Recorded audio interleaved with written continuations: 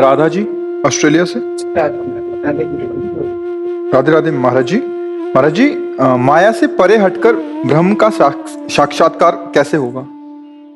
जितना कुछ देख रहे हो इसी में वो छुपा है। वेद कहता है ब्रह्म सत्यम जगन मिथ्या। शिव भगवान कहते उमा कहो में अनुभव अपना, सत हरि भजन जगत सब सपना। अब लगो भजन में, भजन करते करते तन्मया ऐसी स्थिति लाओ कि कोई भी संसार का रूप, कोई भी भोग, कोई भी पद प्रतिष्ठा आपको घसीट ना पावे। तो अभी जो सब में मुखौटा छुपाए हुए ब्रह्म है उसका साक्षात्कार हो जाए। अभी तो हम देहों में फंसे हैं, अपने देह में, दूसरे के देह में।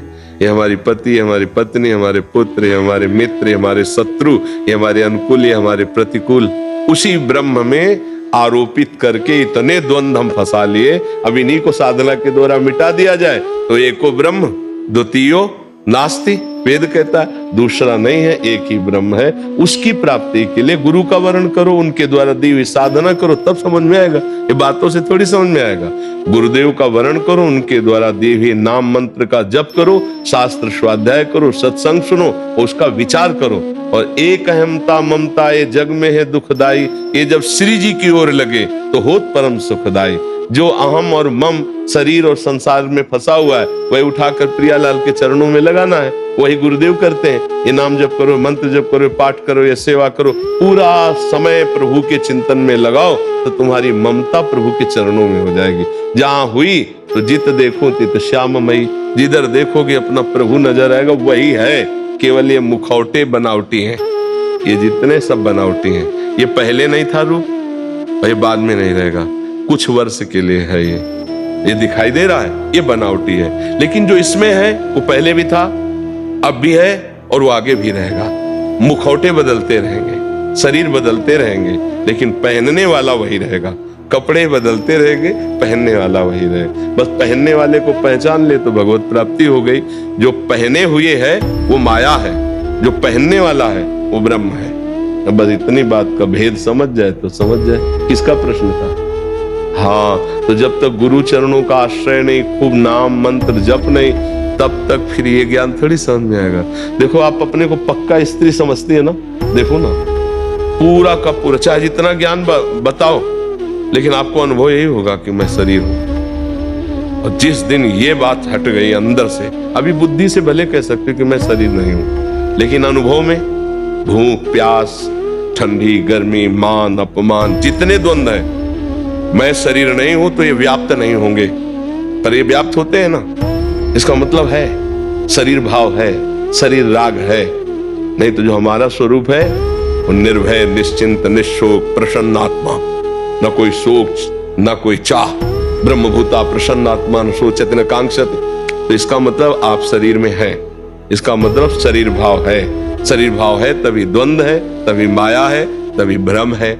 इस शरीर भाव से मुक्त होने के लिए खूब नाम जप करें। बिना नाम जप करके हम कुछ और साधन करें तो माया हटने वाली नहीं है। हम कई बार बता चुके हैं, एकांतिक में कई बार चर्चा की कि जैसे हम फलाहार रहे हैं, हमें एक और अभिमान हो जाएगा कि हम फलाहार हैं, हम ये नहीं करते, वो सब अहंकार बन रहा है। और अहंकार मिटे बिना भगवत साक्षात्कार नहीं होता, इससे मिटता है अहंकार। शरणागत होकर भगवान का आश्रय ले लिए और खूब नाम जप करे तो वो सोई जाने जे देव जनाई, और जानत तुम्हें हो जाए। जब भगवान जना देंगे तो आप जान जाओगे सब में वही है, दूसरा कोई नहीं है। आप समझ पा रहे? कोई संशय इस पर? नहीं, ये जो भी हम समझ रहे हैं ये भी अपनी बुद्धि से ही समझ रहे हैं ना। हाँ, जब ये भी बुद्धि को कैसे शांत किया जाए। ये मन आदर्शो मई बुद्धि में निवेश है। भगवान कह रहे मेरे में मन और बुद्धि को आप समर्पित कर दो। तो आप कह दो कैसे समर्पित करें, तो उपाय बताया, गुरु चरणों में जाओ, प्रणिपातेन च प्रश्नया, भगवान ने कहा संतों की शरण में जाओ, और फिर उनसे गुरु का संबंध स्वीकार करने से हमारी विशेष श्रद्धा हो जाती है। अब जो बोलेंगे वही हम करेंगे। गुरुदेव हमारे ईश्वर हैं और ईश्वर के वचन हमको जीवन में उतारने हैं, तब हमारा संसार समुद्र से। नहीं तो ऐसे हमारा मन आया माना, नहीं मनाया नहीं माना।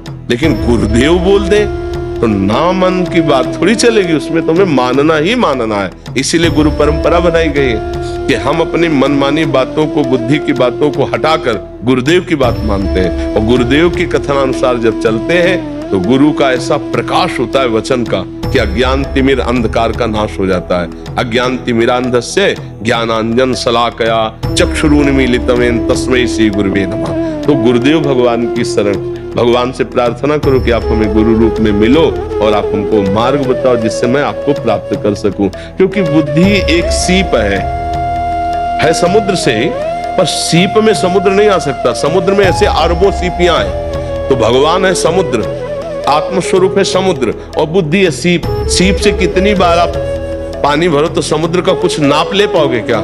तो क्या करें, सीपी को समुद्र में फेंक दे, अब वो मिल गई उसमें। मय्ये मन आधत्स्व मयि बुद्धिम निवेश है। भगवान के मेरे में मन बुद्धि समर्पित कर दो। मुझे समर्पण करना भी नहीं आता तो गुरु की शरण में जाओ, वो आपके मन बुद्धि को साधन बताकर भगवान के चरणों में समर्पित कर देंगे। माये भगवान कह रहे मय्ये मन आधत्स्व, बड़ा कठिन है भगवान में मन लगाना। आप देख लीजिए ना, स्वाभाविक प्रपंच में जाता है, भगवान में नहीं लगता। भगवान की मांग है। भगवान ये नहीं कह रहे आप मुझे रुपया चढ़ा दो, भगवान ये नहीं कह रहे कि आप सेव अंगूर खवाओ हम तुम्हारे बस में हो जाएंगे। अगर वो करुणा करके बोले भी हैं तो कह रहे पत्रम पुष्पम फलम तोयम ये में भक्ता प्रेक्षति। अगर प्रेम पूर्वक कोई पत्ता भी दे दे, एक फूल दे दे, कोई एक फल दे दे, एक चुल्लू पानी दे दे, मैं उसी में प्रसन्न हो जाता हूँ। ये बाहरी भय। अंदर की बात करें कि हमें जो चाहिए तुम्हारा मन चाहिए। मन मना भाव मद भक्तो माद्याजी माम नमस्कुरु, मेरे मन वाला बन। अगर मन प्रभु में लग जाए तो सब समस्या का समाधान हो जाए। तो हमें जो गुरु मंत्र मिलता है, जो नाम मिलता है, बार बार उसको हम जपते हैं तो हमारा मन प्रभु में लग जाता है। ऐसे हम बुद्धि से गणित लगाते रहे तो ब्रह्मा ने असंख्यों खोपड़ियां बनाई है, असंख्यों बुद्धियां हैं, और उस ब्रह्म की एक अंश से ब्रह्मा जी प्रकाशित है। अब वो कैसे, हम ब्रह्मा जी से बने हुए बुद्धि वाले हैं, कैसे उसको जान पाए?